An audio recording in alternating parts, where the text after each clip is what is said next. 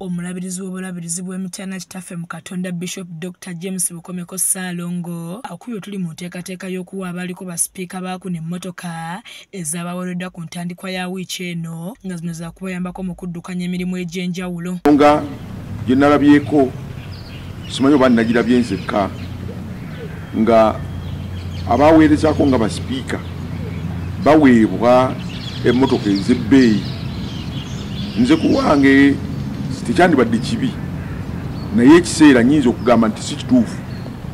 Abaweredde emmotoka zino be baakubiriza Paalamenti okuva mu mwaka gwa 1972 nga zino zikunuukiriza mu bukadde bw'ensimbi za 700 nga babadde bayogerako ne bannamawulire olukungaana lwayise okuba bannamitiana ne bannayuganda bonna obubaka obw'amazaalibwa. Omulabirizi Bukomeko ategeezezza nti okusinziira ku mbeera eggwanga gye lirimu kino si kye kyandibadde ekiseera eky'okugabiramu emmotoka zino. Tuyise mu bizibu bingi ng'eggwanga era abantu bakyakaaba eno wansi abawansi betukulembera waliwo bingi byetusaanidde okusooka okukola ebyo binajja oluvannyuma.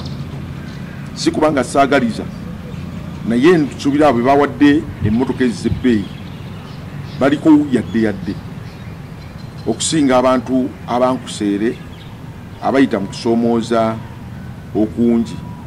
Nze nsuubira tusooke tukole nnyo tudde engulu olwa COVID Ebola ffeno gye twayita tutereze ebintu ebimu ebyo birabo binajja oluvannyuma. Asabye ebitongole by'ebyokwerinda okuyimbula abantu bonna abaasibibwa nga tebalina musango kuba kino kireeta obutabanguko mu mitima gy'abantu ng'avumidde n'okweyagaliza okususse mu bantu abamu ekimazeewo emirembe mu ggwanga. Era nnyongera okusaba n'abantu bonna abali mu makomera nga tebalina misango bateebwe kabeera kabonero ak'okuleeta emirembe n'essanyu.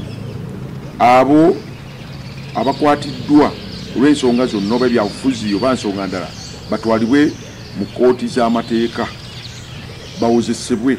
Omuntu we kuba kumusinze aliwe, bw'aba talina musango ateebwe.